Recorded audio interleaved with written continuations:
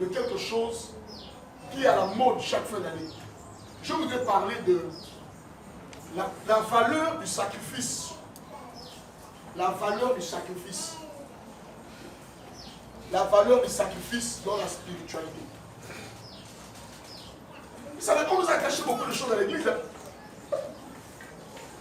On nous a caché plein de vérités. On n'est pas allé en profondeur. On a juste dit aux chrétiens comme ça. Bon, vous savez, le sacrifice. Tout le monde utilise le mot sacrifice. Oh, le sacrifice. Oh, les sacrifices. En fin d'année, les sacrifices ont commencé. Mais pourquoi les sacrifices? Pourquoi les gens meurent en fin d'année? Pourquoi la Bible exige? Pourquoi la Bible parle tant du sacrifice? Est-ce que le sacrifice est une notion diabolique ou est une notion biblique? Non, le sacrifice est un principe spirituel.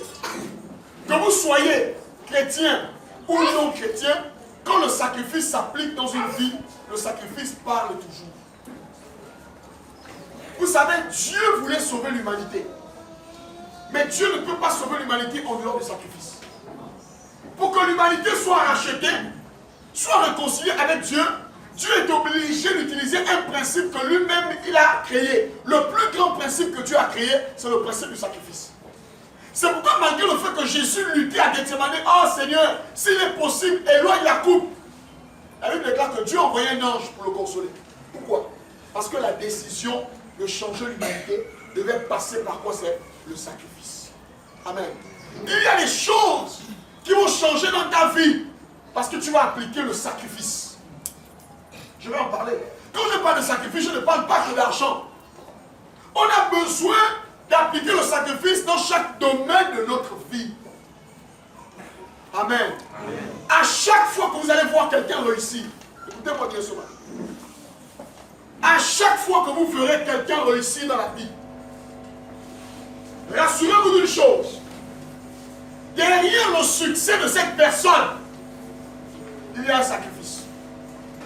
Amen. Amen. Je reprends. À chaque fois que vous allez voir quelqu'un réussir, tout le monde aime Messi. Tout le monde aime Cristiano Ronaldo. Tout le monde aime Usain Bolt.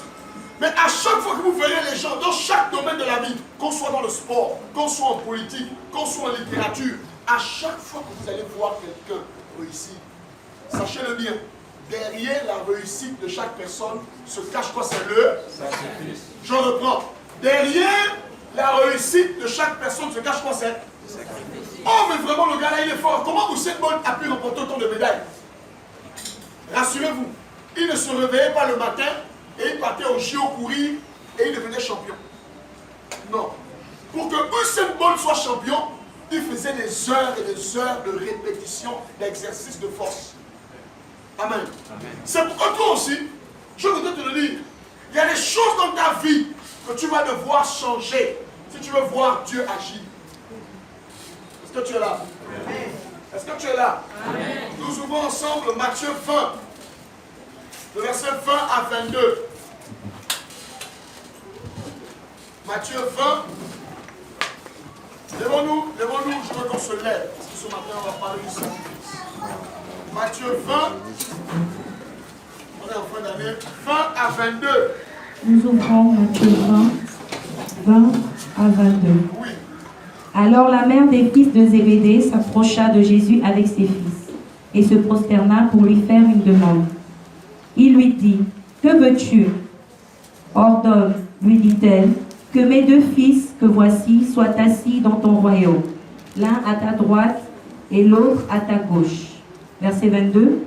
Jésus répondit, « Vous ne savez ce que vous demandez. Pouvez-vous boire la coupe que je dois boire? Nous le pouvons, dirent-ils. Amen. Amen. Amen. Amen.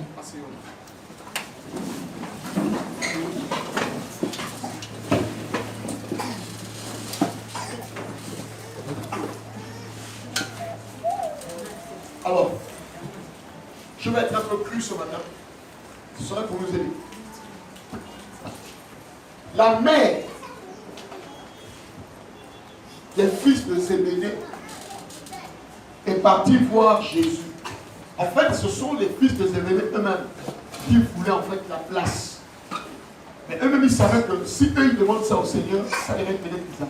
Donc ils ont utilisé leur mère. Leur mère est partie. Elle a dit, je suis venu te voir au nom de mes fils. Qu'est-ce que tu veux? Ah Jésus, je veux que mes fils, qu'un soit assis à ta droite, l'autre à ta gauche, lorsqu'ils seront dans le royaume. Voici la réponse de Jésus. Jésus donne une bombe. Jésus donne une information qui doit tous nous faire réfléchir. Il commence à dire, vous ne savez pas ce que vous demandez. Vous savez, il y a des gens qui demandent à Dieu des choses sans connaître le prix à payer pour obtenir ces choses. La plupart des demandes que l'on fait à Dieu, il y a des demandes que Dieu accorde sans condition. Vous me suivez? Il y a des choses que, et là je m'adresse à des gens qui sont mûrs dans l'esprit. Il y a des choses que Dieu nous accorde sans condition. On a besoin de rien faire. On prie et puis ça vient. Quand on est nouveau converti, Dieu nous traite comme ça. Quand vous venez après d'accepter le Seigneur, tout ce que vous demandez, vous avez l'impression que Dieu dort juste à côté de votre lit. Les choses marchent. Seigneur, si c'est toi, permets que j'ai 30 000, tu ramasses 30 000. Mais plus tu grandis, Seigneur, si c'est toi, permets que je ramasse 30 000, tu vas travailler. Parce que tu as grandi dans la foi, tu n'es plus un enfant. Tu es maintenant un homme mûr. Donc, je ne peux plus te faire certains clins d'œil. Elle est venue demander une chose. Mais sauf que Jésus explique qu'il y a des choses qui sont conditionnelles. Il y a des choses pour les avoir. Il faut remplir certaines conditions. Il y a des choses pour les avoir, tu peux les avoir en faisant des demandes. Mais il y a certaines choses, tu dois remplir certaines conditions. Et c'est là que nous bloquons dans la vie. Nous pensons que tout ce qu'on demande à Dieu, on peut l'obtenir facilement. Il y a des choses qu'on demande à Dieu, de dire que pour avoir ça, ça doit être une demande conditionnelle. Et puisque nous ne connaissons pas les conditions, on arrête de prier et on se décourage. Oh non, Dieu ne veut pas de ça dans ma vie. Dieu ne veut pas me donner ça. Non, c'est pas que Dieu ne veut pas te donner ça. Mais pour que tu obtiennes ça, il faut respecter la condition. Est-ce que tu es là ce matin? Élisée a dit à Dieu, à son père Élie. Élie lui a dit, demande-moi ce que tu veux, je te donne avant de partir. Il dit à son père, il dit, Père, moi, ton fils, je veux une seule chose, la double portion de ce que tu as là. Regarde, son père spirituel ne dit pas que c'est impossible. Il ne dit pas que non, mon fils, tu es trop ambitieux. Il sait que c'est possible, mais il lui donne une condition. Il dit, si tu veux avoir le manteau que j'ai là, tu dois faire une chose. Lorsque je serai enlevé, il faut que tu me voies. Ça veut dire quoi? Ça ne dépend plus de moi.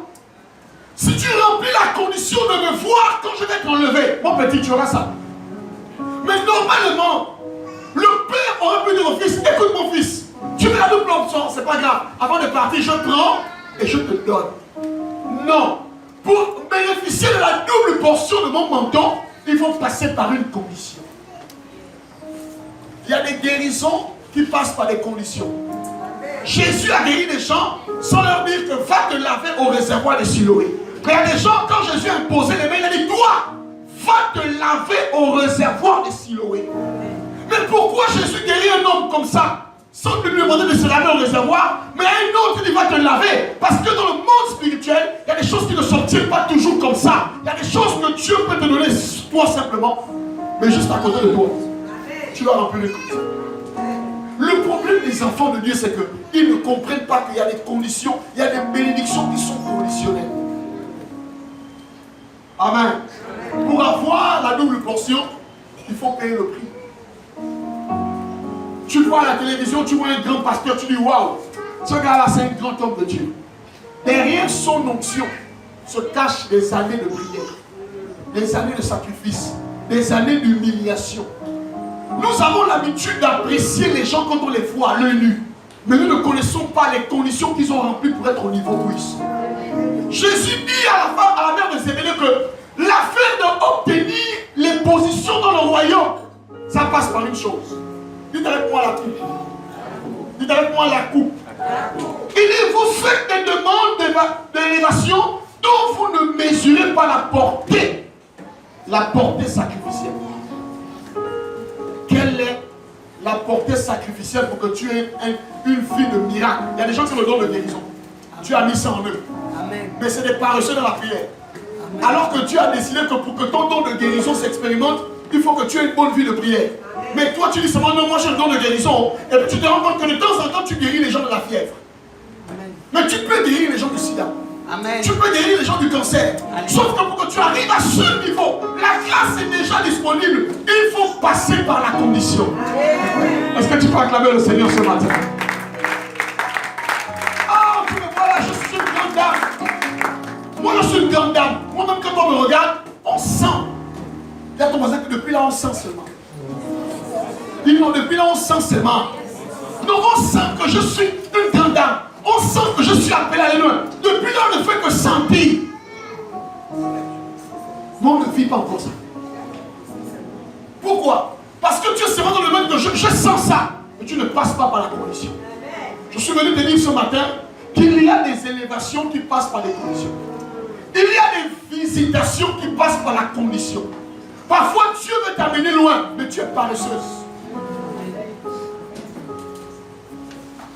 Il y a des gens qui ont un don de vision. Ils n'ont même pas besoin de beaucoup faire des choses. Amen. Ils ont un don de vision. Vous savez, le don de vision, il devient fort lorsque vous avez une forte vie de prière. Parce qu'il y a des visions que l'on fait lorsqu'on dort. Il y a un niveau de vision où tu es debout comme ça, assis comme ça, tu vois ça clair. Alléluia. On appelle ça des visions ouvertes. Toi, tu fais des visions quand tu dors chaque jour. Mais Dieu peut t'amener maintenant à une dimension de vision ouverte.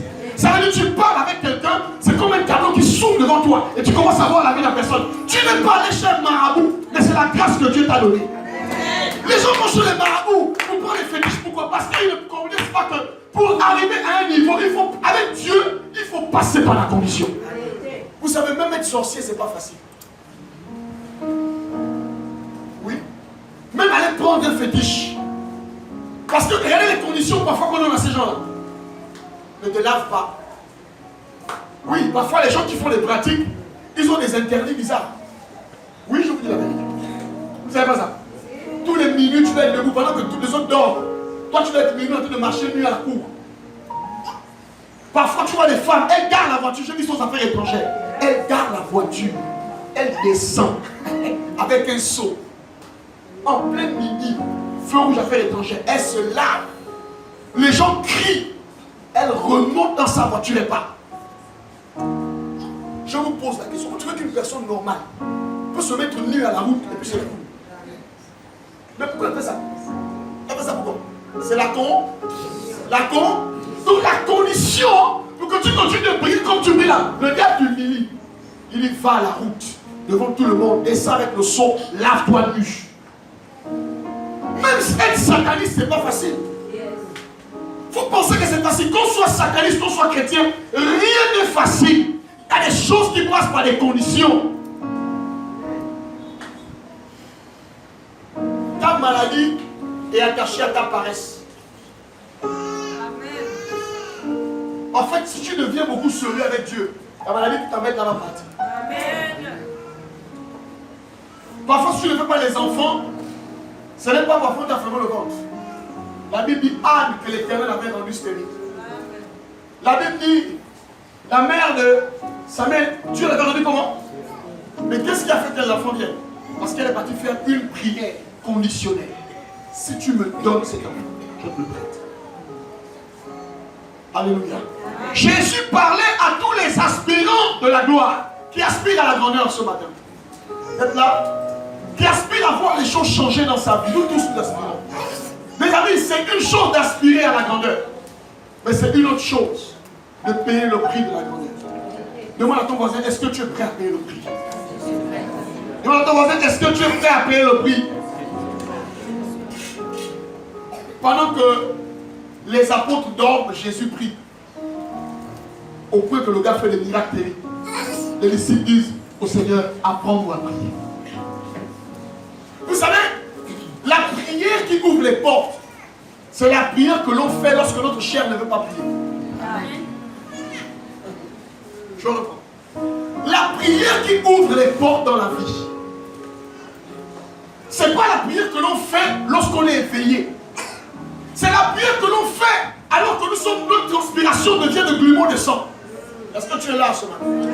Ainsi, l'homme spirituel, ce n'est pas celui qui prie quand il veut seulement prier. L'homme spirituel, c'est celui qui prie quand il doit prier.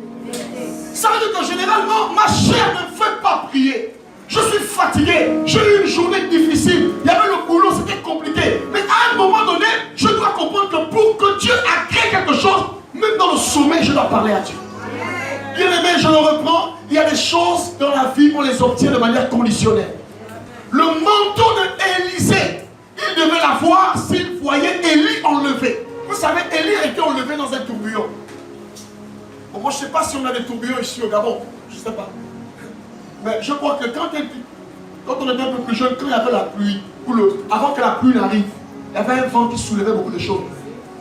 Et personne de normal, quand le vent l'a soulevé la poussière, si tu regardes ça, la poussière rentre dans tes yeux. Élie a dit à Élisée, si tu veux obtenir ce manteau-là, il faut que lorsque je vais être enlevé dans le tourbillon, tu sois capable de supporter la puissance de la poussière dans tes yeux. À chaque fois que vous voyez une personne a réussi, que ce soit dans le sport, que ce soit dans la politique, que ce soit dans quel que soit le domaine, sachez qu'il a sacrifié les choses. Il y a des gens qui sacrifient leur sommeil. Pendant que toi tu dors, lui il fléchit ses genoux. Il cherche Dieu. À cet instant, le résultat ne peut pas être le même. Pourquoi? Parce que le sacrifice n'était pas le même. Est-ce que tu peux acclamer le Seigneur?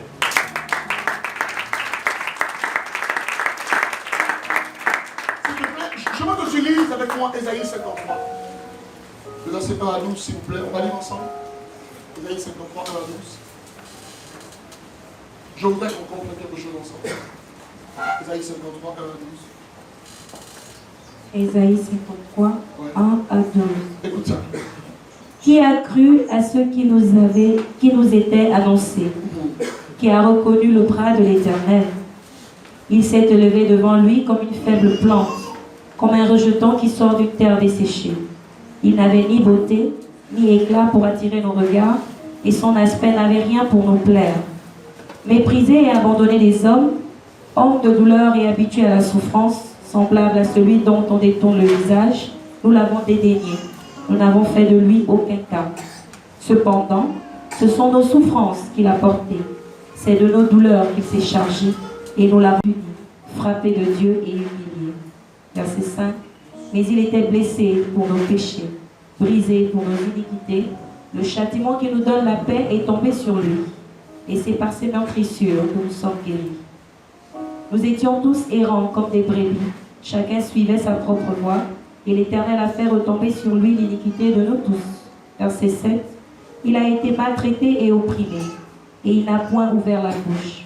Semblable à un agneau qu'on mène à la boucherie, à une brebis muette devant ceux qui l'attendent. Il n'a point ouvert la bouche. Il a été enlevé par l'angoisse et le châtiment. Et parmi ceux de sa génération, qui a cru qu'il était retranché de la terre des vivants et frappé pour les péchés de mon peuple. On a mis son sépulcre parmi les méchants, son tombeau avec le riche, quoiqu'il n'eût point commis de violence et qu'il n'eût point de fraude dans sa bouche. Verset 10. Il a plu à l'Éternel de le briser par la souffrance, après avoir livré sa vie en sacrifice pour le péché.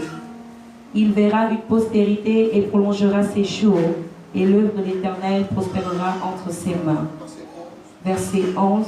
À cause du travail de son âme, il rassasiera ses regards. Par sa connaissance, mon serviteur juste justifiera beaucoup d'hommes, et il se chargera de leurs iniquités. Verset 12. C'est pourquoi je lui donnerai sa part avec les grands. Il partagera le butin avec les puissants, parce qu'il s'est livré lui-même à la mort. Amen. Amen. Quand on dit c'est pourquoi, c'est un connecteur logique qui exprime la cause. On parle du sacrifice de Jésus. Et à la fin de ce chapitre, on dit ceci. C'est pourquoi, à cause de ce qu'il a souffert, à cause de ce qu'il a sacrifié, je lui donnerai sa part avec les grands. C'est ça, non? Et il partagera le butin avec qui? Les puissants. On ne devient pas grand en dormant.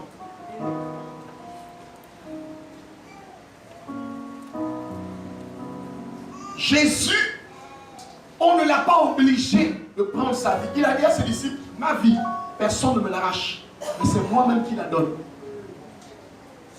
Le texte nous montre que Jésus a pris la décision de souffrir. Pas parce qu'il pensait à maintenant, il souffrait parce qu'il voulait avoir une postérité pour Dieu. Ça veut dire qu'au bout des moments, il y a des sacrifices qui engendrent des générations.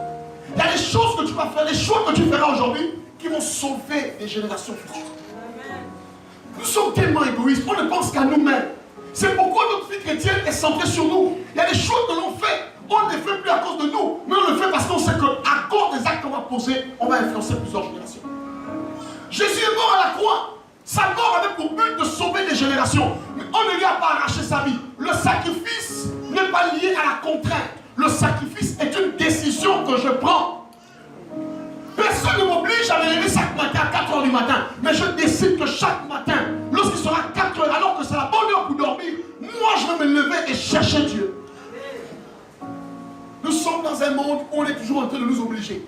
Dès qu'on t'oblige, il n'y a pas de sacrifice. On t'oblige à jeûner, on t'oblige à prier, on t'oblige à venir à l'église, on t'oblige, on t'oblige, on t'oblige. Et c'est la raison pour laquelle beaucoup de personnes ne percent pas. Ce qui se fait par obligation ne peut pas produire la gloire. Tout ce qu'on va te contraindre à faire, on te contraint à donner à l'église. Tu as envie de donner, mais en fait, tu donnes, mais tu n'as pas envie de donner. Tu donnes parce qu'on a dit donner, juste à cause de l'honneur. Rien ne va se passer. Tu pries là, en fait, en réalité, si c'est des sanctions que de toi, tu n'aurais pas prié. Mais tu pries parce que, bon, il faut quand même qu'on prie. Quand tu fais une genre de prière comme ça, Dieu ne te regarde même pas. C'est avec moi le sacrifice. Mes amis, on devient grand et puissant parce qu'on a sacrifié des choses. La première chose qu'on apprend à sacrifier, c'est son temps. La Bible dit de racheter le temps parce que les choses sont nouvelles. Vous avez du temps à perdre dans les bars, dans les groupes, dans les fêtes inutiles. Un jour, je suis allé dans un d'eux. On m'a appelé prêcher là-bas. Et puis, j'ai posé la question. Le gars qui est mort là, c'était un chrétien. Oh non, c'était un païen. Il aimait le groove. C'était un grand danseur du R&B. Et puis, j'arrive là-bas, je trouve des louanges à outrance. Vous voyez, les gens sont hypocrites même jusqu'à la mort. Quelqu'un a aimé le R&B. Pourquoi quand il meurt, vous le mettez dans le R&B? Un gars qui n'avait rien à voir avec les louanges, même comme les louanges qui bastonnaient les gens. Mais il meurt, c'est louanges que vous mettez. J'ai pris le micro, j'ai dit écoutez, commencez par respecter le mort. Le mort, il a écouté quoi? Les gens ont trouvé ma réaction de bizarre. Mettez sa musique, ça va l'accompagner. Toute sa vie, il a vécu pour la musique là. Mais mettez ça à sa mort. Honorer la mémoire de quelqu'un, c'est ça aussi. Mettez sa musique. Et on va danser ça. Regardez les gens, quelqu'un qui est franc-maçon, il tue les gens. Il passe tous les gens, il empêche de venir à l'église. Quand il meurt, vous avez un prêtre, un pasteur qui vient, il va dire non, prions pour son âme. Quelle âme? Quelle âme?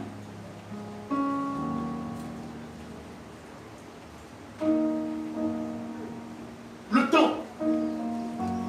Un homme spirituel, une personne qui veut réussir, n'investit pas son temps dans n'importe quoi. Nous avons tous combien d'heures par jour? Combien d'heures?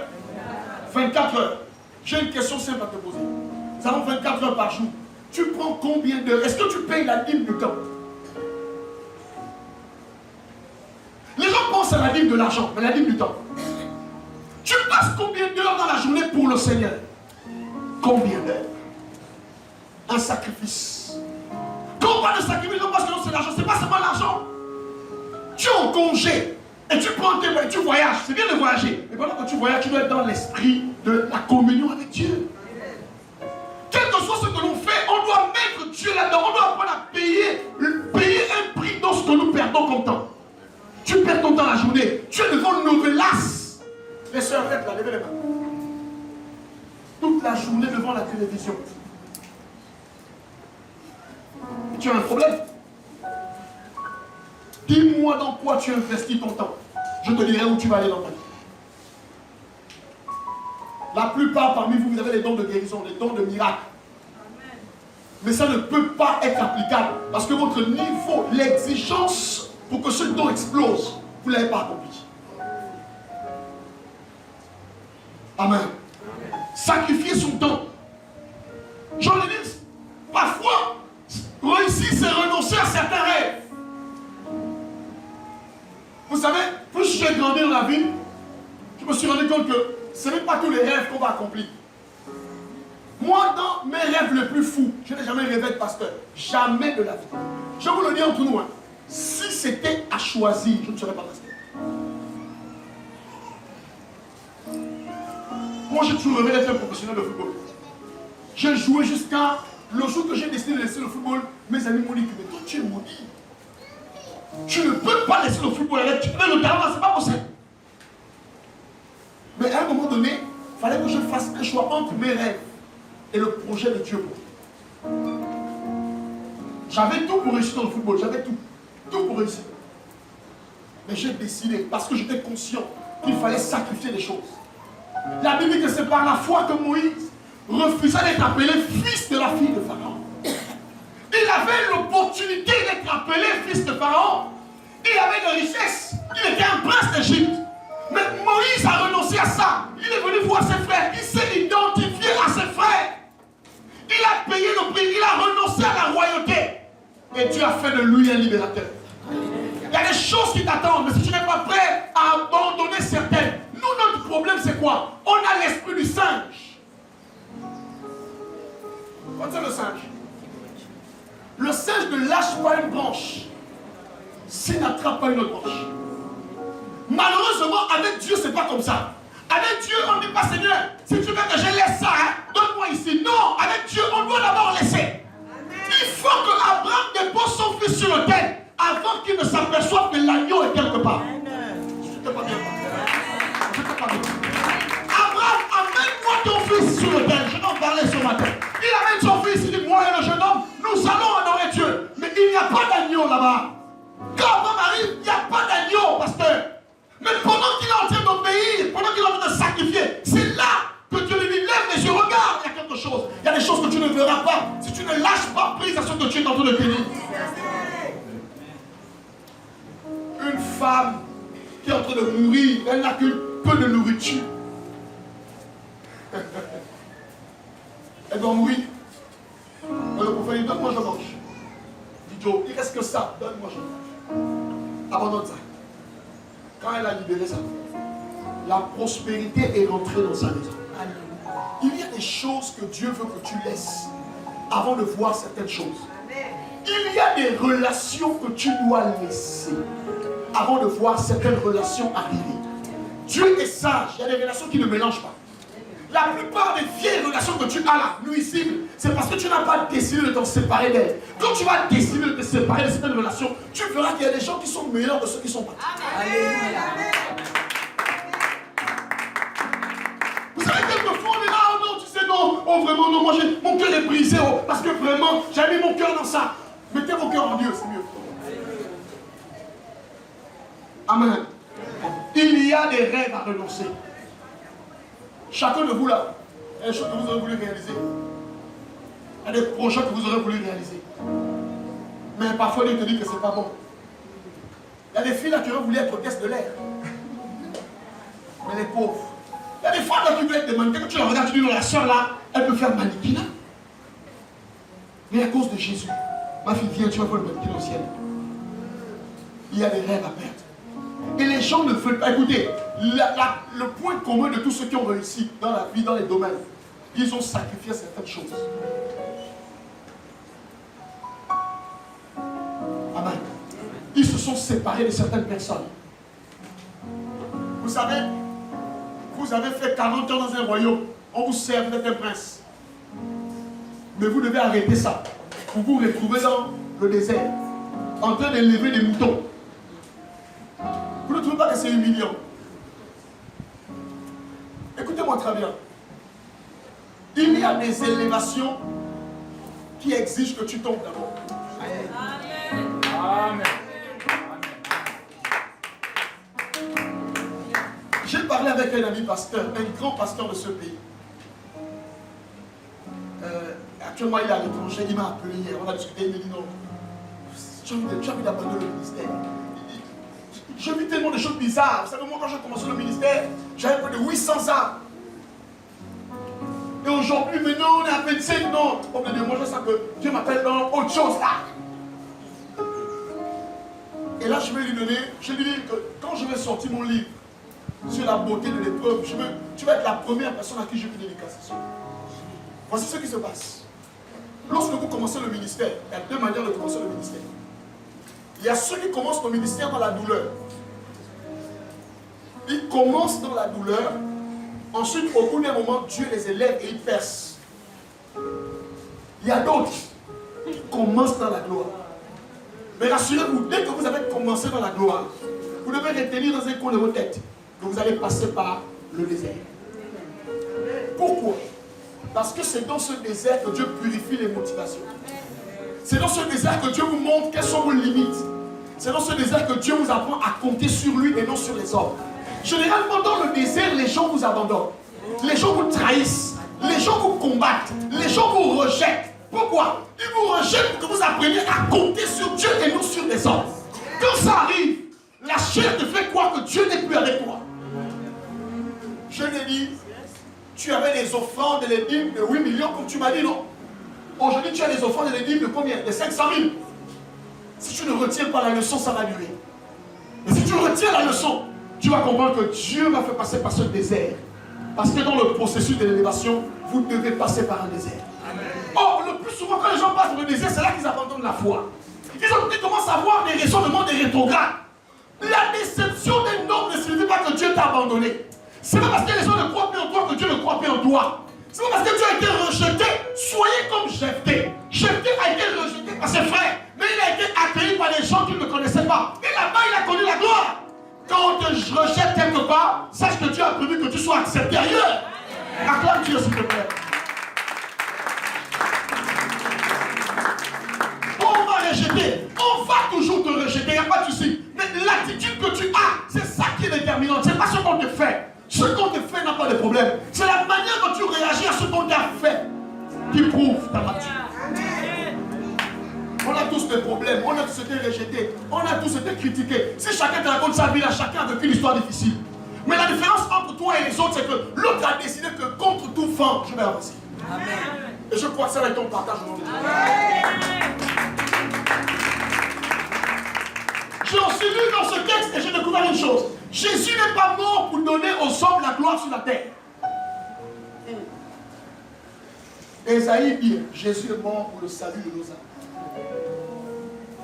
Jésus n'est pas mort pour que tu sois riche.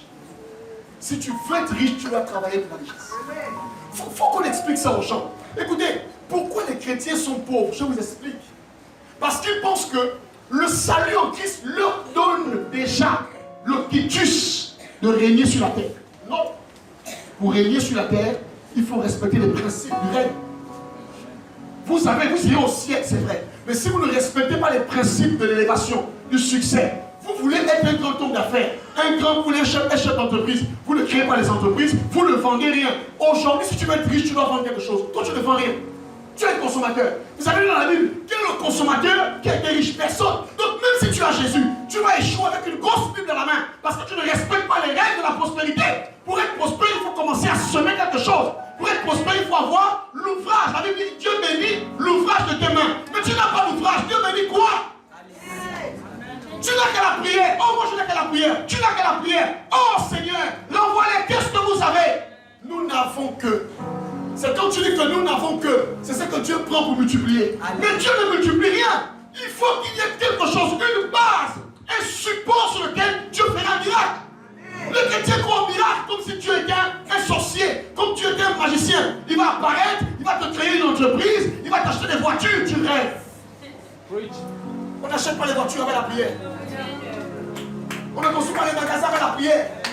Il faut respecter les règles de la prospérité. Il faut apprendre ça. Il faut que l'église sorte de là. Les chrétiens sont les plus paresseux, mais c'est eux qui prient beaucoup. Frère, si c'est la prière qui rend riche, nous tous à l'église de Réveil, on devait être riches. Est-ce qu'on est d'accord? Non, si ce n'est que la prière qui rendait riche. Non, de toute façon, quand tu devais être riche là, parce que ton niveau de prière et de révélation est très élevé. Mais quand tu regardes ton niveau de prière et de révélation, ce n'est pas proportionnel à ton niveau de bénédiction. Il faut te poser des questions. Dis à ton voisin, Dieu n'est pas un magicien. Jésus est mort à la croix pour le pardon de tes péchés. Oui. Mais si tu veux réussir sur la terre, il faut que tu fasses des choses. Est-ce que tu es là? Est-ce que tu es là?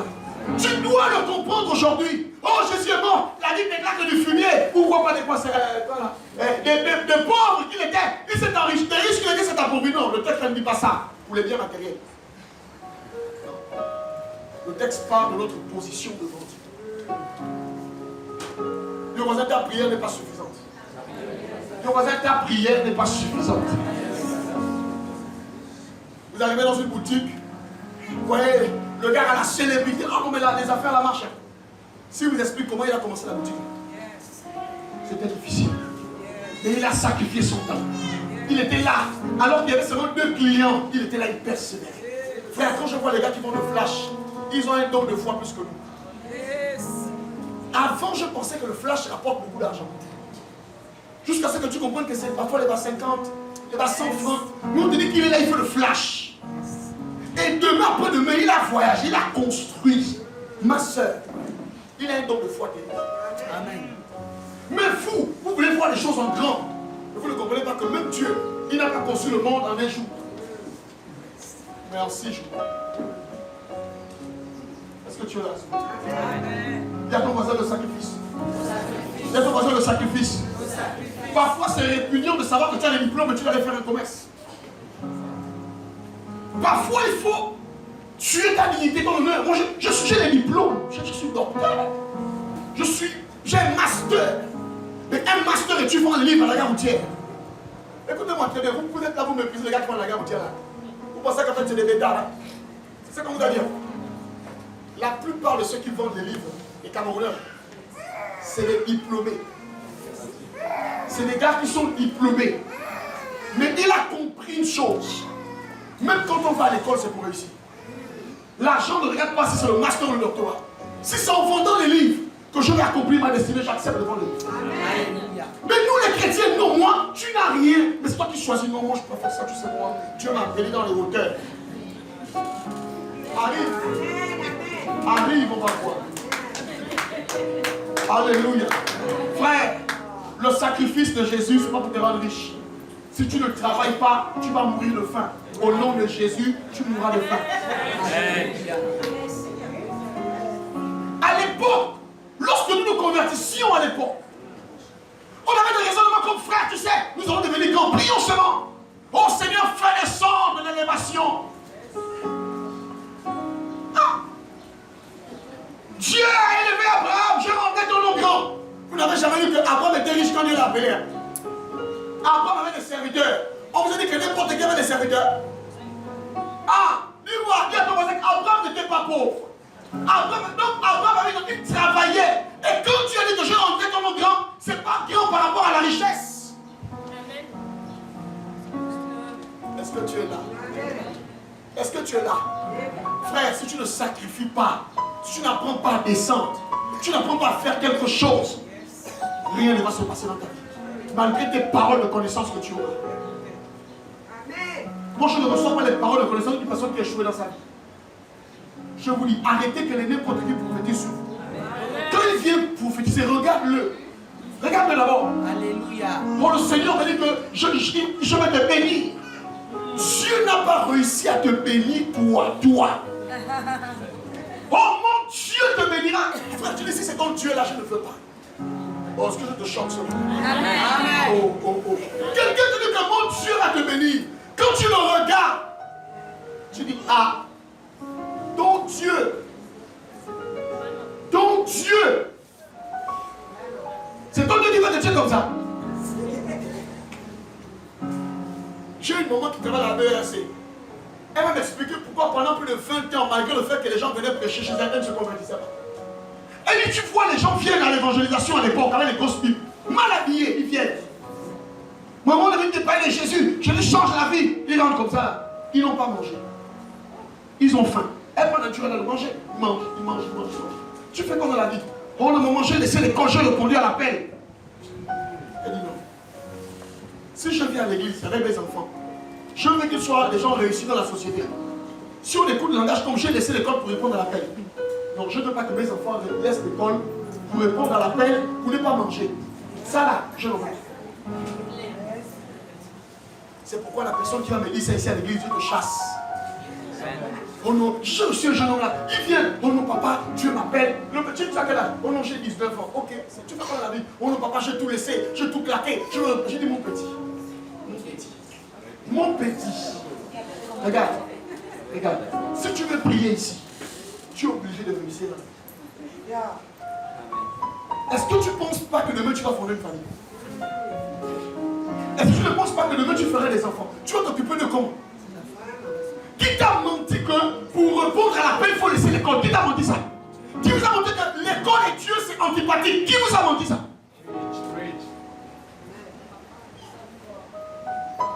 Vous devez faire les études. Parce qu'en faisant les études, vous honorez Dieu. J'ai lu le texte de Daniel. La Bible dit que Daniel et ses compagnons, leur intelligence fut trouvée 10 fois supérieure. En fait, un enfant de Dieu n'a pas besoin de beaucoup parler. Quand tu es intelligent, tu évangélises les gens. Amen. Il faut dire ça aux enfants. Quand tu es intelligent, écoutez-moi bien les jeunes, vous n'avez pas besoin de prendre les grosses bulles pour que pendant les périodes de récréation, vous parlez de Jésus. Je vous donne un secret. Si vous voulez vraiment parler de Jésus, gagnez à l'école. Et les moyens, soyez premiers. Quand les gens vont venir vers vous, le secret de ma réussite, c'est que je suis connecté à l'esprit supérieur. Viens à l'église. Si tes collègues ne te suivent pas, c'est parce que tu es trop bête. Ils n'ont pas envie d'avoir un Dieu médiocre comme le tien. C'est nous qui vendons Dieu moins cher devant les païens. On a tout ce qui est mauvais, mais on veut quand même dire que nous sommes la lumière. C'est pas possible. Tu vas en réussite. Tu vas en réussite. Quand tu mets au monde ton enfant, tu poses les mains sur lui, tu dis mon fils, tu iras loin dans les nations. Je te bénis, directeur général de la BAC. Je te bénis, fonctionnaire international. Tu déclares ça. Parce que c'est ça que Dieu nous a appelés aussi. Oh non, Seigneur, je veux que mes enfants soient des serviteurs, un prophète. C'est bien, mais non. C'est compliqué quand un prophète a faim. Parce que là, l'esprit de la divination naît. Amen. Oh. Quand un prophète a faim, le troisième œil apparaît ici. C'est là où il dit, ma fille, au fond du dos, ma fille, je sens qu'il y a beaucoup de problèmes. Mais là, bâti. La maison n'est pas payée. Il faut bâtir.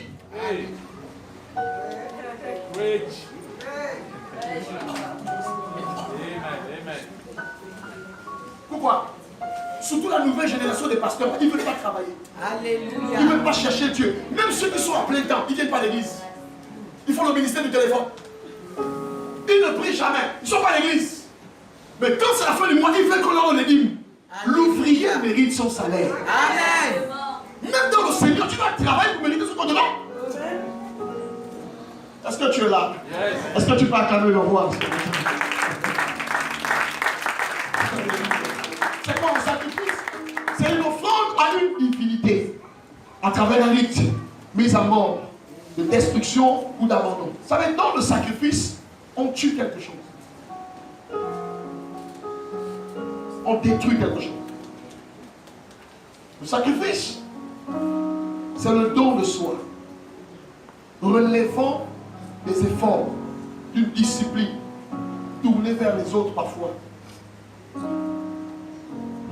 Parfois, Dieu veut que pendant 8 mois, pendant 1 an, tu pries d'une certaine manière.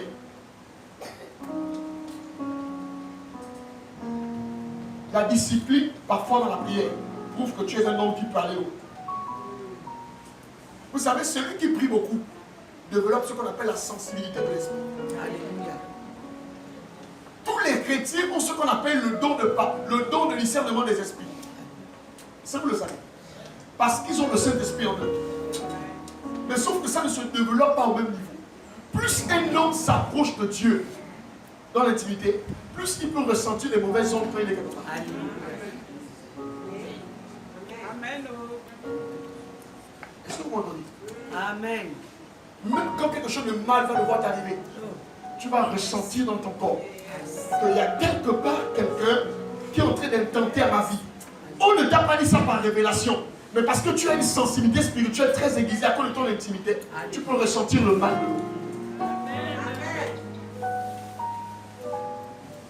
Tout enfant de Dieu ne met pas ses pieds n'importe où. Dans les milieux, tu rentres, même si on a mis le décor de l'église, tu sais qu'il n'y a pas Dieu ici. Alléluia. Personne ne te l'a dit, mais tu le ressens. Parce que l'esprit qui est en toi t'atteste que c'est pas vrai. Quelqu'un t'appelle pour te prophétiser, tu l'écoutes. Dans ton cœur, tu comprends bien que c'est faux. C'est faux, c'est faux, c'est faux. Pourquoi? Parce que tu as une sensibilité qui te permet de cerner que l'origine de ce qu'il te dit n'est pas plus. Amen. Ça, c'est quoi? C'est la puissance de l'intimité avec Dieu. Alléluia. Genèse 22. On va lire avec moi, on va rentrer dans Genèse 22, 1 à 2, et 9 à 19. Genèse 22, 1 à 2. Après ces choses, Dieu mit Abraham à l'épreuve et lui dit, Abraham, et il répondit, me voici. Écoute ça.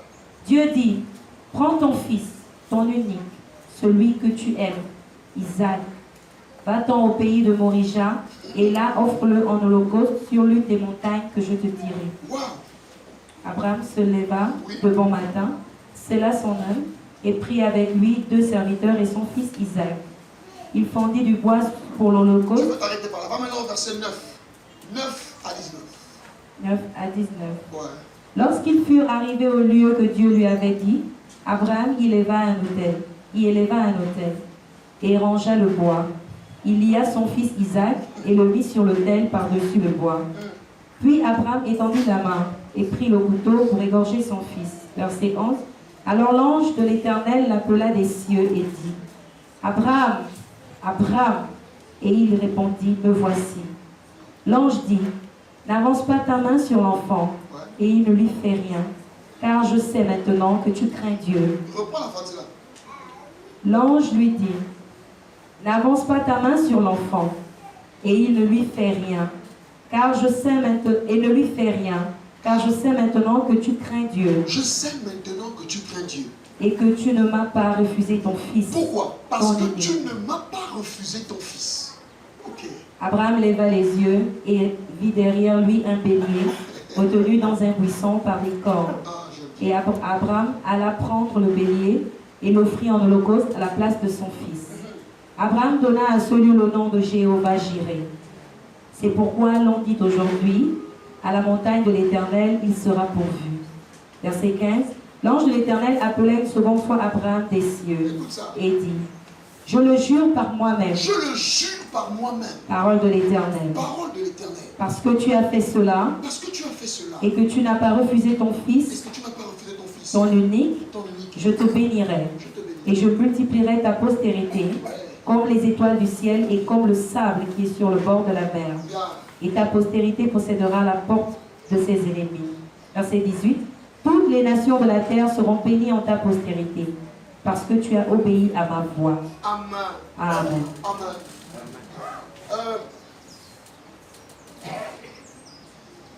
Abraham, Dieu l'appelle comme vous et moi. Dieu nous a appelés un jour. Hein. Chacun Dieu l'a appelé d'une manière. Il y en a qui étaient dans leur chambre, d'autres qui étaient à la piscine, d'autres qui étaient au bar. Si chacun raconte comment Dieu l'a appelé. Le plus important, c'est pas que Dieu nous ait appelés. Dieu est un Dieu de but. Dieu ne te sauve pas pour que tu erres. Dieu te sauve pour que tu accomplisses quelque chose. Amen. Lorsque Dieu t'appelle, la première chose qu'il fait dans ta vie, c'est qu'il te donne une promesse. Moi, j'ai une question à te poser. Quelle est la promesse que Dieu t'a faite quand il t'a appelé? Vous êtes là ce matin. Vous ne pouvez pas être là au niveau où vous êtes. Ça fait 10 ans de chrétienté, 20 ans, 50, 4 ans. Et jamais vous ne savez la véritable promesse que Dieu vous a faite. Parce que la promesse, c'est la boussole du chrétien. Quelquefois, tu as envie d'abandonner. Mais quand tu te rappelles de ce que Dieu t'a dit, tu te relèves encore, tu reprends la marche. Alléluia. Quelquefois, tu tombes, tu t'enroules dans la boue. Mais quand tu te rappelles de ce que Dieu t'a dit un jour, tu dis non, je ne peux pas abandonner ça. Je poursuis une promesse. Qu'est-ce que Dieu vous a dit, enfant de Dieu? Avant de poursuivre les prophéties, la promesse est plus grande que la prophétie. Alléluia. Laisse-moi te parler. Parce que la prophétie, elle n'est pas forcément fixe. Elle peut s'accomplir comme ne pas s'accomplir. Mais une promesse s'accomplit toujours. Pourquoi? Parce que la promesse repose sur le serment de Dieu lui-même. Quand Dieu fait une promesse, il jure sur lui-même. Qu'est-ce que Dieu t'a promis quand tu t'es converti? Je ne dis pas en termes de mariage, mais ta vie, qu'est-ce que Dieu t'a dit? Vous savez, quelquefois on a envie d'abandonner parce que ce n'est pas forcément agréable. Personne ici ne vit une vie forcément agréable. Il y a des moments où tu as envie de t'arrêter, tellement la vie est cruelle, la vie est brutale. Donc parfois tu dis non, je m'avance plus, j'arrête. Mais quand tu te rappelles qu'un jour Dieu t'a parlé, Amen. tu dis à cause de ça, cette promesse me donne la vie. David est poursuivi par Saül dans le désert de Judée. Il est traqué comme une bête. Mais il se rappelle qu'un jour, alors qu'il n'avait rien demandé à personne, il était en train de travailler dans la bergerie de son père. L'onction est allée le chercher là-bas. Il a envie d'abandonner et repartir. Mais il se rappelle que cette onction n'échouera pas. Quand tu regardes là où tu viens, est-ce que tu as le droit d'abandonner? Non. Tu as traversé trop de choses pour venir abandonner là. La Bible déclare que celui qui abandonne est semblable à... On t'a insulté hier, on t'a méprisé, mais tu as quand même avancé. Qui est cet homme-là qui peut t'arrêter aujourd'hui? Quelle est cette situation qui peut t'empêcher de servir Dieu? Quelle est cette excuse que tu peux avoir dit? Moi, je te dis, c'est trop fort. Rien n'est fort quand tu regardes ce que tu as vécu. Rien n'est fort. Parce que tu es un héros. Malgré ce que tu as vécu, tu as tenu la route. Malgré ce que tu as vécu, tu as abandonné. Tu es tombé, tu t'es relevé. On s'est moqué de toi. On t'a humilié. Tu as gardé le cap. Et aujourd'hui, tu veux reculer. Non, Dieu voici, je ne recule pas. Dieu voici, je ne recule pas. Peu importe ce que les hommes feront, ça ne doit plus t'arrêter. Parce que ton avenir est tellement grand. Il ne dépend pas de là où tu viens. Il dépend de là où tu pars. Il ne dépend même pas de là où tu es aujourd'hui. Parce que quelque chose est sur le point d'arriver dans ta vie. Lève-toi et avance. Vous savez, un jour,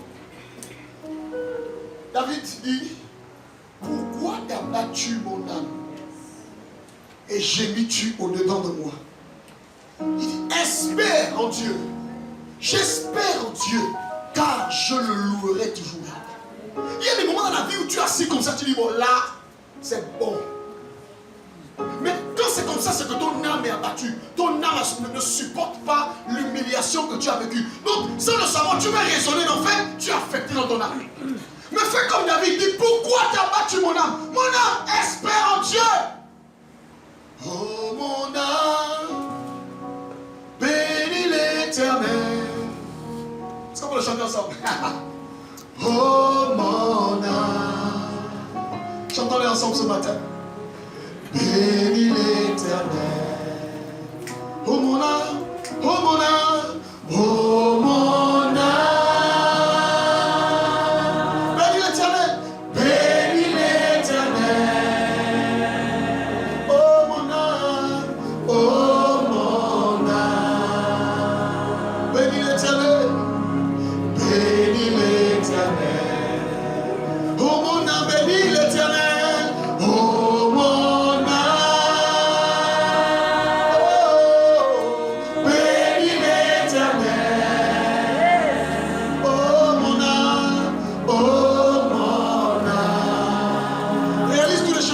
Tu es passé. Bénis l'Éternel. Oh mon âme, bénis l'Éternel. Oh mon âme. Bénis l'Éternel. Oh mon âme. Oh mon âme. Bénis l'Éternel. Bénis l'Éternel. Une dernière fois, mon âme bénis l'Éternel.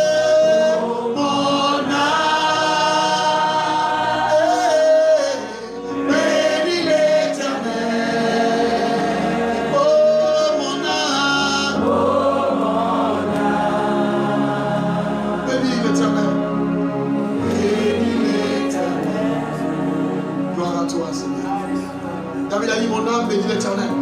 Et n'oublie aucun de ses bienfaits. Ça veut dire que quelquefois, quand c'est dur, rappelle-toi du Dieu de hier. Quand c'est difficile aujourd'hui, rappelle-toi de ce que Dieu a fait pour toi hier. Comment ça se passait? Comment tu remportais les victoires? Quand aujourd'hui ça semble être compliqué, mon frère, repars dans le passé. Rappelle-toi du Dieu de hier. Parce que le Dieu de hier peut encore agir aujourd'hui. Alléluia. Dieu devient précis. Vous savez, il y a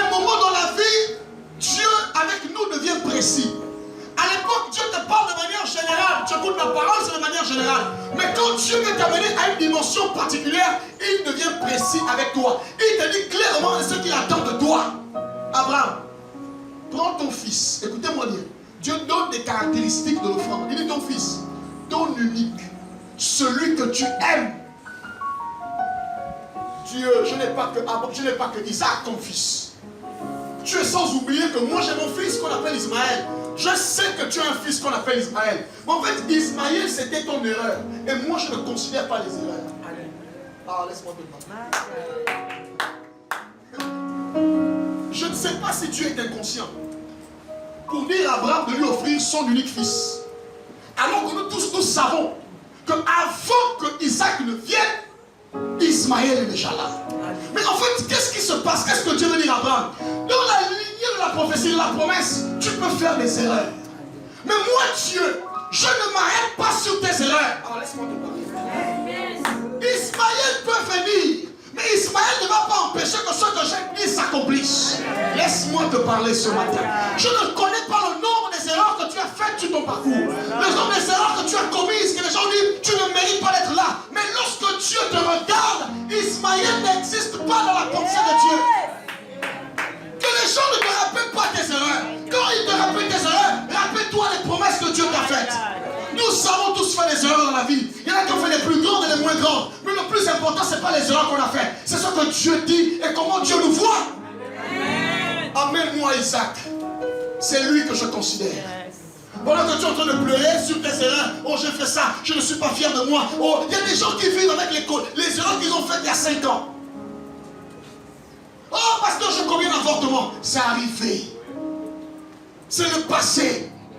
Ça ne peut pas empêcher ta spiritualité de te déployer. Autant l'Orient est éloigné de l'Occident, autant Dieu éloigne nos transgressions. Tu ne peux pas condamner ta vie aujourd'hui parce que tu as commis un acte il y a 5 ans. Ce n'est pas possible. C'est fini, c'est fini. Dieu fait Isaac. Laisse Ismaël. Il va prendre son fils. Il va l'amener. Il dit celui que tu aimes. Vous savez, quelquefois Dieu aime toucher ce que nous aimons. Parce que la valeur du sacrifice dépend de la douleur que l'on ressent. Dieu nous a aimés, pas parce qu'il a envoyé Michael, ni Gabriel. Dieu nous a aimés parce qu'il a envoyé l'unique fils qu'il avait. Il a commencé à ressentir de la douleur. Quand on a un unique fils, on ne l'offre pas. Mais Dieu a donné l'unique fils qu'il avait. Le sacrifice de Dieu est fort. Parce qu'il a donné la seule chose qu'il avait. Abraham, si je te demande Ismaël, ça ne te coûte rien. Je vais te demander ce qui te coûte. Prends-le. Et j'aime Abraham. Vous savez ce qu'il fait? Il laisse ses serviteurs au bas de la montagne. Il est resté ici. Parce que moi et le jeune homme, nous allons pour adorer Dieu. Abraham aurait pu amener ses serviteurs. Mais Abraham sait qu'il y a un niveau de la vie. Il y a des gens qu'on laisse sur la montagne. Alléluia. Je reprends. Il y a un niveau de la vie. Il y a des gens qui doivent rester au bas de la montagne. Pendant que vous êtes en train de monter. Pourquoi? Parce qu'ils n'ont pas des yeux préparés à voir le dégât de sacrifice que vous avez fait. Ils ne comprennent pas. Ils vont commencer à s'interroger. Pourquoi tu fais ça? Mon Dieu, est-ce que tu deviens fou? Laisse-la. Avant de m'empêcher de mettre Isaac sur l'autel, vous devez rester ici. Restez ici. Restez ici. Laissez-moi monter. Les problèmes qu'on a eu, c'est parce qu'on a voulu amener tout le monde à un certain niveau. Tout le monde ne peut pas comprendre ton degré de sacrifice. Tout le monde ne peut pas comprendre tes choix. Il y a des choix que toi-même et Dieu comprenez. Parce que Dieu te l'a dit dans l'intimité. Parfois, les parents ne comprennent pas. Tu dis, tu ne comprends pas aujourd'hui. Seigneur, permet à cette personne de comprendre plus tard. L'une des erreurs que j'ai commises dans ma vie, c'est de vouloir faire comprendre à tout le monde ce que j'essayais de faire. Jusqu'à ce que Dieu m'a dit, tout le monde ne comprend pas la mathématique de Dieu à un moment donné. Il y a des choses que Dieu ne peut dire qu'à toi seul. Donc il n'y a que toi qui peux les comprendre. Les autres seront là, mais ils ne peuvent pas comprendre ça parce que ce n'est pas pour eux. Dis à ton voisin, laisse les serviteurs sur la montagne. Dis à ton voisin, laisse les serviteurs sur la montagne. Il laisse les serviteurs sur la montagne. Lorsqu'il arrive là-bas, Abraham prend le fils, l'unique, il met sur l'autel. Son fils lui dit, mais papa, je vois le bois, je vois le feu, mais où se trouve l'agneau? c'est là que ça devient intéressant. Quand Dieu te demande de faire une chose, il n'y a aucun signe que ça va changer. C'est là que ça devient intéressant. Tu pries Dieu, au lieu que les choses s'améliorent, mais les problèmes se multiplient. Je dis aux voisins, c'est là que ça devient intéressant. Plus tu pries, plus les problèmes se multiplient. C'est là que ça devient intéressant. Tu pries pour la richesse, mais il n'y a même pas le riz à la maison. Ça devient intéressant. Laisse-moi te parler. Tu pries pour moins de persécution, mais tu as l'impression que la persécution se multiplie. C'est là que ça devient intéressant. Tu vois que c'est là que ça devient intéressant. Tu vois que c'est là que ça devient intéressant. Tu pries pour plus de santé, mais tu te rends compte que la maladie ne fait que te poursuivre. Tu vois c'est là que ça devient intéressant. Dieu ne se connaît pas, Dieu se révèle. Je dis, Dieu ne s'apprend pas, Dieu se révèle. Je peux te lire tous les versets sur Dieu, donc tu ne l'as pas expérimenté. Vous savez, quand j'étais en terminale, il y avait une matière qu'on appelait, un cours qu'on appelait théorie et expérience. En philosophie, on explique que pour comprendre quelque chose, c'est bien de comprendre ça de manière théorique. Mais l'expérience qu'une personne a faite est beaucoup plus plausible que la théorie. Amen. Les Américains appellent cette doctrine le pragmatisme. C'est pourquoi ils sont ce qu'ils sont. Parce que chez les Américains, on ne te demande pas le genre de diplôme que tu as. Non. On commence à te demander ce que tu es capable de nous apporter. À quoi ça sert d'avoir un doctorat en chimie si tu ne peux pas comprendre la chimie? Nous ne voulons pas un doctorat en chimie. On veut un homme expérimenté en chimie. Amen. Tu peux être assis là et puis je lis la Bible, tu lis Jean 3,16, Apocalypse, plein de choses. Mais Dieu, ça ne s'apprend pas. Dieu, ça se communique. Dieu, ça se révèle. Écoute-moi très bien. Genèse 17, Dieu se présente comme El Shaddai. Abraham n'a pas la preuve que Dieu est El Shaddai parce qu'il commence à douter. Et Dieu lui dit, maintenant qu'il n'y a pas l'agneau et que tu lui offres ce que tu as le plus cher, tu n'as que l'offrande que tu as là. Dieu te dit donne ça, tu dis non Seigneur, moi je n'ai rien, je prends le taxi comme Seigneur, la fin du mois là, je fais comment? Je donne seulement ça, non je ne peux pas Seigneur. C'est là où nous ne comprenons pas qu'on ne peut pas découvrir Dieu comme ça. Lorsque Dieu te demande de faire quelque chose, c'est parce qu'il a déjà prouvé. Alléluia. Mais il attend simplement que tu mettes Isaac et que tu commences à l'immoler. Pendant que tu es en train de l'immoler, il dit ne tue pas ton fils.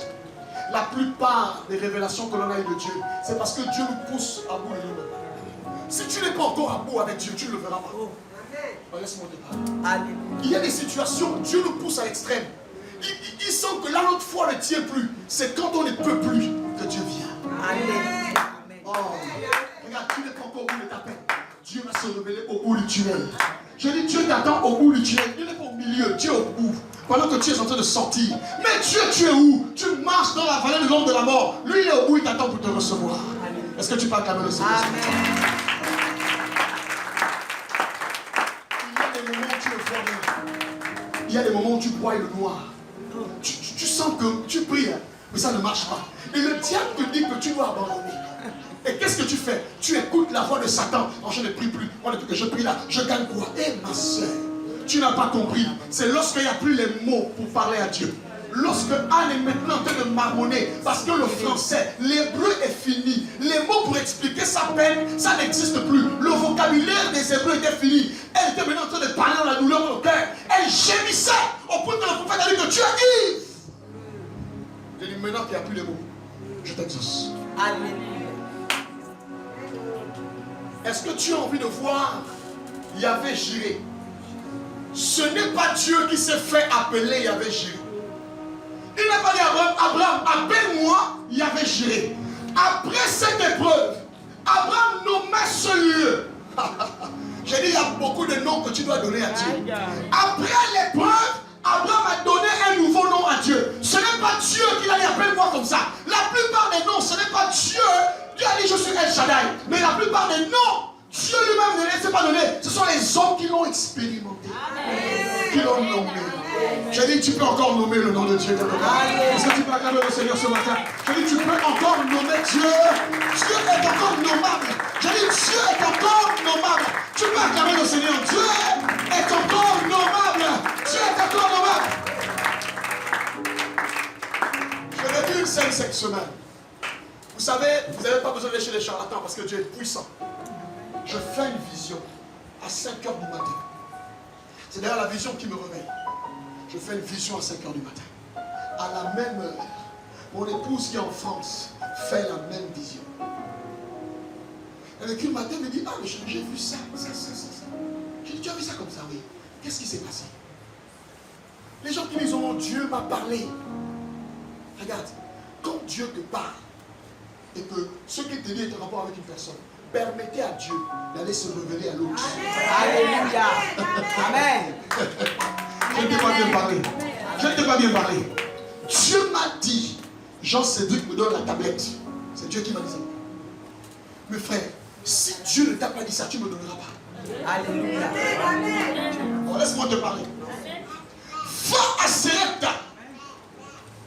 J'ai ordonné à une veuve de te nourrir. Il y a Élie, il y a la veuve. Élie va chez la veuve, il ne sait pas. Mais Élie sait que Dieu a déjà ordonné. La veuve n'a jamais vu Élie. Mais dans son cœur, Dieu a ordonné. Écoutez, il n'a pas dit que j'ai dit. Il dit j'ai ordonné. Il y a des gens à qui Dieu a ordonné de vous faire du bien. À un moment donné, vous devez poser des actions pour que ce que Dieu a mis en eux se révèlent. Eux aussi doivent sentir que Dieu apparaît pour te faire du bien. Amen. Est-ce que je te parle ce matin? Est-ce que je te parle ce matin? C'est trop facile. Oh non, Dieu m'a dit que tu dois me donner l'argent. Dieu est fou. Il est venu parler à Marie. Oh non, toi à qui une grâce a été faite. Oh non, tu auras les enfants. Tout. Amen. Amen. La Bible dit que Joseph était un homme de bien. Il ne voulait pas répudier Marie en public. Donc il avait le projet de répudier Marie en silence. Le même ange qui est allé se révéler. Gabriel qui est parti parler à qui? C'est venu voir. Oh, est-ce que c'est le même Dieu qu'on parle ce matin? Le Dieu qui ira parler aux gens cette année pour toi. Le Dieu qui ira parler à ton chef pour toi. Le Dieu qui ira parler au cœur de ton chef. La promotion que tu veux là, ça c'est Dieu qui va placer ça dans le cœur de ton chef. Et quand tu viendras, il dira, j'ai à cœur de te promouvoir. Ah, laisse-moi te parler. J'ai dit, le Dieu qui parle au cœur. Est-ce que tu es là? Tu peux acclamer le Dieu là? Est-ce que tu peux acclamer le Dieu? Le Dieu de l'interconnectivité. Le Dieu de l'interconnectivité. Lorsqu'il parle notamment, il peut parler en Chine, il peut parler sur le patron, il peut parler partout. Pendant que tu fais une promotion, toi-même si tu ne veux pas te promouvoir, mais Dieu va toucher le cœur de celui qui donne les promotions. Et il va dire, Dieu m'a dit que je vais te placer. Tu vois ton nom affiché alors que tu n'as pas prié. Parce que Dieu sait que c'est comme ça que ça se passe. Je dis, Dieu sait que c'est comme ça que ça se passe. Est-ce que tu peux acclamer ton Dieu ce matin? C'est de ce Dieu que je parle ce matin. Le Dieu qui va toucher les cœurs alors que toi tu n'as même pas pensé. Il va le faire pour toi. Il va le faire pour toi. Il va le faire pour toi. On le chante souvent. Il agira. Ma vie est entre ses mains. Il agira. Il agira. Yeah. Ma vie est entre ses mains. Il agira. Oh, il agira. Ma vie est entre ses mains, il agira. Oh, il agira. Ma vie est entre ses mains, il agira. Oh, il agira. Ma vie est entre ses mains, il agira. On n'a pas besoin de manipuler les gens. On a besoin de croire en Dieu. On n'a pas besoin de faire des choses bizarres. On a besoin de croire que Dieu peut t'imposer dans le cœur de quelqu'un sans savoir. Parfois la personne ne t'aime pas. Mais quand Dieu ordonne, même si le patron ne t'aime pas, il ne sait pas comment, mais c'est toi qui mets le vent. Parce que Dieu t'a imposé dans son cœur. Écoutez, nous prions un Dieu qui est capable de se révéler encore. J'ai dit à ma femme chérie, c'est la preuve que nous prions un Dieu qui est capable de se révéler. Alors que moi je n'ai pas pensé ça. La même nuit, comment Dieu me parle et Dieu te parle? C'est que Dieu est capable de le faire. Il agit. Il agit. Il est encore en train d'agir aujourd'hui. Et dans ta vie s'il fera, il agira. Acclame ton Dieu ce matin. Je dis en 2023, tu donneras un nouveau nom à Dieu. Je dis en 2023, tu donneras un nouveau nom à Dieu. Le Dieu de tes combats, tu donneras un nouveau nom à Dieu. Le Dieu qui confronte tes ennemis, tu donneras un nouveau nom à Dieu. Abraham Dieu lui a parlé en Genèse 12. Mais pasteur, Dieu n'a jamais juré. Quand Dieu a parlé à Abraham, il lui a dit sors et puis je te... Ça non. Mais quand Abraham offre Isaac, Dieu lui dit maintenant je sais que tu me crains. Comment Dieu juge la crainte d'Abraham? Parce que tu n'as pas refusé de me donner ce que tu avais, ton unique fils. À un moment donné, Dieu veut vous faire avancer. Mais il regarde jusqu'où vous êtes prêts de partir. Quand Dieu finit de voir ça, il jure à Abraham. Il dit maintenant c'est un serment que je te fais.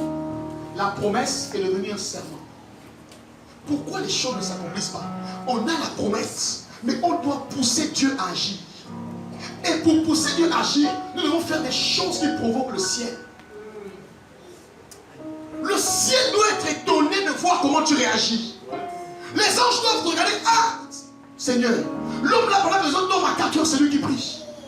La femme là pendant que les autres sont là, bonne année, elle est en train de lire la Bible. Comment c'est possible? Descendons, visitons-la. Descendons, visitons-la. Dieu aime là où la connexion est établie. Vous savez, il y a des choses que Dieu a juré te donner. Il va te le faire. Mais tout dépendra des actions que tu vas poser. J'ai envie de dire une chose. Il y a des gens qui traversent des problèmes. Et ils sortent de là morts. Il y a d'autres qui traversent des vrais problèmes. Et ils sortent là vivants. Ça veut dire que tu te demandes comment la personne là a traversé ça. Et elle est debout. Je vais vous dire pourquoi. Lorsqu'une personne a sacrifié des choses pour Dieu, a fait des sacrifices dans la présence de Dieu, au bout d'un moment, lorsqu'elle passe avec l'homme de la mort, elle ne peut pas tomber. Pourquoi? Parce que son sacrifice parle devant l'autel. Est-ce que tu es là ce matin? Est-ce que tu es là ce matin? Son sacrifice est tellement fort que l'autel parle. Là où les autres sont rentrés et ils sont restés morts, toi tu sors de là vivant. Là où la persécution a avalé les autres, toi la persécution ne t'avale pas, mais ça te rend plus fort. Pourquoi? C'est le degré de sacrifice. Plus un sacrifice est grand, plus le ciel devient ton allié. Amen. Tu ne peux pas échouer. Je suis venu te dire ce matin, je ne sais pas ce que tu as vécu, mais j'ai dit, l'ombre de la vallée de la mort ne peut pas te retenir. Je ne sais pas comment s'appellent les sorciers de ta famille, je ne veux même pas connaître leur nom, mais je sais qu'ils n'ont pas le pouvoir de te retenir. Parce que le sacrifice que tu as fait devant Dieu parle jour et nuit, jour et nuit, jour et nuit. Le sacrifice est tellement fort qu'il est transgénérationnel. Alors laisse-moi pousser un peu très loin.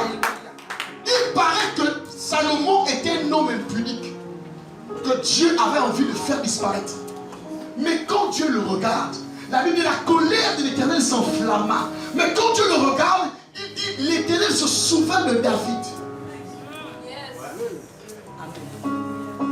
Regarde, tu n'as pas besoin de t'inquiéter pour tes enfants qui sont à l'étranger. Aïe, viendra un jour où tu n'as pas les moyens d'envoyer l'argent à l'enfant. Reste tranquille. Le Dieu devant qui tu t'es tenu, le Dieu devant qui tu as fait des sacrifices, pendant que tu te dis que c'est toi qui veilles sur l'enfant, non, tu ne veilles plus sur ton enfant. Dès lors que tu arrives à un certain niveau avec Dieu, la main de Dieu n'est pas seulement que sur toi, mais elle est sur la génération de ta génération, de ta génération, sur tous tes enfants. Quel que soit l'endroit où ils se trouvent, la main de Dieu les garde. Ce n'est pas leur intimité. Parfois même tes enfants ne vont pas à l'église. Ce n'est pas une question d'église. C'est que le sacrifice est tellement puissant qu'il parle devant le trône de Dieu. Il y a des enfants qui rentreront dans le gouvernement un jour, des années après toi. Tu n'as pas la chance d'être ministre. Le territoire que Dieu a promis à Abraham, Abraham n'est jamais rentré dedans. Mais la Bible déclare que les enfants d'Abraham bénéficient du lait et du miel alors que leur père a souffert. Tu souffres aujourd'hui, mais dans 2, 3, une génération, tes enfants seront positionnés. Laisse-moi te parler. Ne vis pas seulement pour aujourd'hui. Ne vis pas seulement pour aujourd'hui. Tu vas mourir. Tes enfants resteront, mais ils régneront à cause de ton degré, de ton sérieux. David est mort, mais Salomon a régné. Est-ce que tu es là ce matin? J'ai dit David est mort, Salomon a régné. Ce que tu n'as pas vu, tu le vivras au travers de tes enfants. La part que tu n'as pas pu vivre, Dieu te fera vivre ça au travers de tes enfants. Il y a des enfants qui sont, je vais en parler au séminaire, il y a des enfants qui sont heureux, leur vie marche, ils ne prient pas, mais ils sont glorifiés par les genoux de leurs parents qui ont été au sol pour des années. Laisse-moi te parler ce matin. Laisse-moi te parler ce matin. Je ne me tiens pas devant Dieu seulement pour moi. Je me tient devant Dieu pour une génération qui vient, mais qui n'est même pas encore consciente. Une génération est consciente, mais Dieu va se révéler à eux. Quand Dieu va les bénir, ce n'est pas à cause d'eux. Dieu regardera et dit, c'est pas toi. Il y a quelqu'un avant toi qui a donné des offrandes, des aumônes, des nuits de prière, des sacrifices. À cause de cette personne, tu as le droit d'être heureux. Quand tu vois un enfant heureux, il prie. Ne pense pas que c'est de lui-même. Frère, pense qu'il y a un père qui a fléchi ses genoux un jour. Abraham n'a jamais possédé le territoire. Mais ses enfants sont rentrés. Ils ont mangé l'huile, le miel. Ils ont mangé toutes sortes de bénédictions. Pourquoi? Sur les genoux d'un homme qui avait souffert. Est-ce que tu es là ce matin?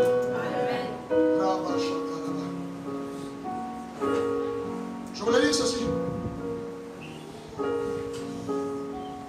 Ce que Dieu fait pour toi, ce que tu arrives à un niveau de sacrifice excellent. Il y a deux textes, je ne sais pas si on va le lire, mais moi je vais les noter, je vais expliquer. 1 Roi 8, 63 à 64. 1 Roi 8. Je vais expliquer ça, je vais lire, je vais expliquer. 1 Roi 8, 63, 64. Et le chapitre 9. 1 Roi 3.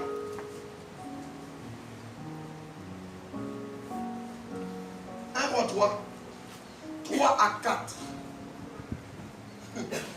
1 Roi 8, 63, 64, le chapitre 9. 1 Roi 3, 3 à 4. Salomon prend le pouvoir. Son père est mort. Et son père l'introduit sur le trône. Salomon est jeune. Et il a beaucoup d'ennemis, notamment ses frères qui le combattent. Mais il devient roi. Il n'était pas forcément d'accord pour devenir roi. Mais la volonté de Dieu s'est imposée dans sa vie. Il y a des choses qui nous arrivent, on n'a pas prié pour ça. On se dit, Seigneur, c'est quoi? Non, tu es simplement victime de la grâce de Dieu. Amen. Salomon est en train de jouer à la Nintendo. Lorsque sa mère et le prophète Nathan sont en train d'aller négocier sa royauté. Vous pensez que les enfants réussissent là parce que non, il y a des enfants qui ont réussi parce que leurs parents payent le prix. Salomon est devenu roi là. Il ne connaissait pas ce qui s'est passé. Sa propre mère est partie trouver David dans la vieillesse. Pour dire, tu m'as promis. Un matin, Salomon, lève-toi, laisse la gamme, lève-toi. Tu es maintenant roi, arrête sur les enfants. Il est maintenant roi. Oh, moi maintenant roi, oui, toi roi. Donc il prend le trône, il est innocent. Il ne connaît pas les rouages du pouvoir. Il n'était pas comme les autres à côté de son père. Il était toujours en train de faire la fête. C'était un fêtard, c'était un bel homme. Mais sauf que le bel homme, un matin comme ça, est devenu roi. Vous savez ce qu'il va faire? Ces deux textes montrent que Salomon n'a jamais beaucoup prié. Hein? Salomon n'était pas un grand prieur. Les deux fois où Dieu s'est révélé à Salomon, voici ce que Salomon va faire. La première fois, Salomon va carrément offrir les holocaustes, beaucoup d'holocaustes. Les holocaustes que son père David n'avait jamais offert. En fait, un sacrifice. Il va immoler les agneaux. Dans la même nuit, Dieu vient lui dire, Salomon, demande-moi ce que tu veux. Vous savez que dans la Bible, il y a deux personnes qui ont eu des chèques blancs. Il y a Élisée et il y a Salomon. Des gens à qui Dieu a dit, demande-moi ce que tu veux. La deuxième fois où Dieu se révèle encore à Salomon, Salomon a conçu le temple. Et avant de commencer toute chose, Salomon offre encore. Là, le sacrifice qu'il fait en 1 roi 3 n'a rien à voir avec le sacrifice de 1 roi 8. Là, il élève encore le niveau. Dieu vient encore se révéler pour dire, Salomon, demande-moi ce que tu veux. Qu'est-ce que j'ai envie de vous dire?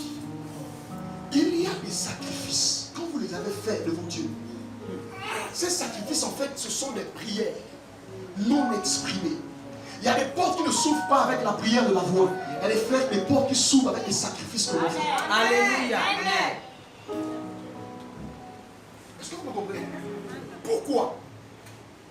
Parce que le sacrifice remplace l'être humain. Regardez, on est en quelle année? 2022. On est en quel mois? Décembre. Très bien. ceux qui ne viennent pas à l'église savent que quand on est en décembre, de décembre en mars, c'est l'année où c'est les mois où on tue les gens. Vous savez ça? C'est les mois où les gens meurent comme le cobaye. Quelqu'un a le palu, il meurt. Quelqu'un a la grippe, il meurt. Maintenant, je vais vous expliquer pourquoi les gens meurent à cette période. Pasteur Thibaut, le sacrifice est le fondement de la gloire. Si vous n'êtes pas serein dans l'année, il y a des périodes dans la vie, il faut être serein. La fin de l'année. Pourquoi? Parce que dans le monde spirituel, c'est là où les calendriers se font. C'est vrai. Lorsqu'on se rapproche d'une période électorale, vous avez remarqué, la période électorale, il y a des enlèvements. Au Gabon notamment. C'est là où il y a beaucoup d'enlèvements. Pourquoi? Parce que les gens veulent avoir le pouvoir. Or, selon eux, pour avoir le pouvoir, il faut sacrifier. Donc, à chaque fois qu'on rentre dans une période où il y a un changement de calendrier, les gens doivent mourir. Tu peux être assis là. Quelqu'un a décidé de faire de toi son sacrifice. Pourquoi? Parce que ce qu'il va donner dans le monde spirituel va lui donner la célébrité et la gloire.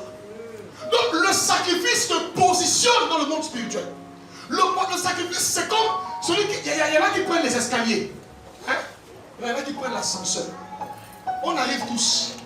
Sauf que celui qui veut aller vite passe par quoi? La voie de l'ascenseur. Donc il passe par le sacrifice. Le sacrifice, c'est la voie de l'ascenseur. C'est pourquoi vous voyez que quand on est en fin d'année, vous devez beaucoup prier.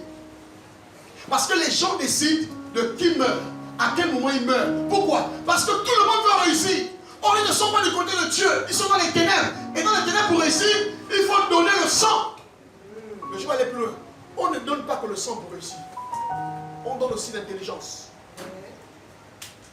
Ça veut dire que quelqu'un peut décider que moi je veux vivre la gloire sur la terre. Mais tous mes enfants et les enfants de mes enfants ne doivent être rien. Il prend ça, il met ça sur l'autel et il fait ce qu'on appelle une libation. Là, quand toi tu viens naître dans la famille là, et tu viens naître dans la génération là, alors que tu ne connais pas ce qui s'est passé, quelqu'un a sacrifié par la vie des gens, leur énergie, en fait, leur avenir sur lequel tu arrives, tu veux faire des études, ça ne marche pas, ta vie est bloquée, le mariage est compliqué, il y a tellement de choses. Toi tu penses que c'est normal, jusqu'à ce que Dieu ait pitié de toi, il te révèle ça. Maintenant pour que ça là, ça saute, il te faut payer un prix fort. Un, dans la prière. Oui, dans la prière. Deux, il te faut poser des actions en faveur du bonheur des autres. Amen. Amen. Je vous donne un conseil. Chaque début d'année, quand vous devez acheter les fournitures, vous qui êtes des parents, je vous donne un conseil. Si vous voulez que vos enfants aillent loin, regardez dans la famille ou dans le quartier, un enfant démuni, achetez-lui des fournitures, donnez. Je reprends. Vous qui avez les moyens, quand c'est la rentrée, prenez des choses. Vous avez un enfant qui souffre, achetez. Ne dites pas, oh non, non. À son niveau scolaire, c'est quoi? Vous faites service de fourniture, vous déposez. Regardez, ce que vous allez faire là, ce sera pour vos enfants. Alléluia. Quand c'est Noël, n'achète pas que les jouets pour tes enfants. Sois intelligent. Achète des jouets pour une personne qui est démunie. N'avez-vous pas lu dans la Bible que celui qui donne aux pauvres prête à Dieu? On te parle seulement. Qui peut? Dieu peut te débiteur de qui? Si tu prêtes à Dieu, Dieu peut te devoir. L'une des choses pour faire avancer la vie très vite, c'est d'avoir une main ouverte. Amen. Quand vous savez une main ouverte, les enfants, écoutez, je n'ai jamais vu le juste abandonné et sa postérité mendiant du pain. Vous êtes tellement égoïste. Oh non, moi mes enfants, la Noël là que mes enfants. Non, ma soeur, sois un peu intelligente. Prends des fournitures, prends des jouets, même si ce n'est pas des grands jouets. Fais le bonheur de quelqu'un. Alléluia. Hier, je suis à l'Ambolo. Je suis à l'Ambolo hier. Vous savez, moi je vis avec mon père. Mon père et moi, on n'a pas eu de bons rapports, tout ça. Puis il m'a appelé, il m'a dit, je suis arrivé, tout ça. Qu'est-ce que je suis arrivé, ok. Et puis j'ai dit, je dois faire à mon père quelque chose de bien. Je suis parti en Bolo hier. Je suis rentré au magasin. J'ai acheté des choses de valeur. Un petit déjeuner complet. Des choses qui me coûtaient. J'ai pris ça. J'ai acheté. Il ne m'a pas demandé ça. Et puis je sors de ce que j'avais parce qu'il fallait que je fasse un sacrifice. En dehors de mon sacrifice nature de grâce que j'ai préparé, j'ai dit je dois faire un sacrifice pour mes parents biologiques. Je sens qu'il faut que je fasse quelque chose qui me coûte. Et ce que j'avais, je suis parti au magasin, j'ai acheté tout ce que j'avais dans les sachets. Et quand je sors, suivez, je sors du magasin, jusqu'à la porte, je vois des jeunes dames qui font des collectes pour les orphelins. Et puis j'ai envie de passer. Il me restait un seul billet. Et sur quoi les nouveaux billets? Les nouveaux billets là, on a envie de garder ça avec nous. On va un peu expérimenter le toucher. J'entends une voix qui me dit, celui qui prête à Dieu, qui donne au pauvre prête à Dieu. Dieu s'est présenté comme le père des orphelins. Ça veut dire quoi? Quand on est un orphelin, frère, on devient l'ami de Dieu.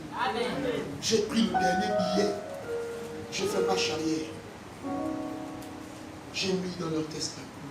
J'ai averti la dame que si vous prenez mon argent pour faire autre chose, Dieu va vous maudire. Oh, c'est comment? J'ai dit ça là, Dieu m'a dit de mettre ça pour les pauvres. Tu as compris? Parce que vous vous connaissez avec votre résultat. Oh non, monsieur, j'ai dit, je vous dis la vérité. C'est un pasteur qui me parle là. Ok, oh pasteur. J'ai mis paf. Et puis j'ai ressenti la paix en moi. Amen. Avant de donner, il y a eu un combat. Oh non, mais tu vas faire comment? Il y a pas le carburant. C'est plus beaucoup. Dors. Dors. Dis au voisin, dors. Dis au voisin, dors. Oh frère. Après, je suis parti. Non, je vous parle. Sans le carburant là. Je suis parti déposer ça chez mon père. Je suis parti prêcher en bon Dieu. On m'a appelé d'attacher le groupe là. Prêcher, fatigué, jusqu'à ce que je suis même fatigué. Mais j'ai pris, c'est le genre, comme à la maison, un peu le carburant. La panne sèche. Et puis je sors. Je pars pour monter dans ma voiture. Là encore, je crois que Dieu va pouvoir en aller. Je suis tout monté. Oh pasteur, venez, excusez-nous. Quoi? Oh pasteur, il m'a rien envoyé leur enveloppe de contribution pour la bénédiction du ciel. Frère, c'était une enveloppe un peu bancale. Je savais une chose. Ce n'était pas les anciens billets. Mais je savais aussi une chose. Ça n'avait rien à voir avec ce que j'avais déposé pour les pauvres là-bas. Quand j'ai ouvert l'enveloppe, je ne sais pas si tu as déjà dansé sans la musique. Est-ce que tu parles à moi aussi? Dieu est bon! Tu as commencé, Dieu est bon! Tu as commencé, Dieu est bon! Parfois sur le coup, tu es en train de perdre. Tu te dis que tu perds, mais tu ne sais pas que Dieu a prévu l'agneau. Pendant que tu es en train de déposer ça fait mal. Mais quelque part, Dieu a prévu l'agneau. Pendant que tu déposes, Dieu ne demande pas. Mais c'est sur le cours de la marche que tu verras que Dieu a prévu l'agneau. Est-ce que tu peux acclamer ton roi?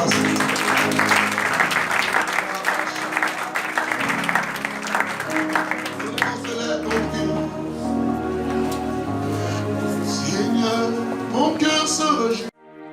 Oh, oh, oh, oh, oh. Je crie à toi.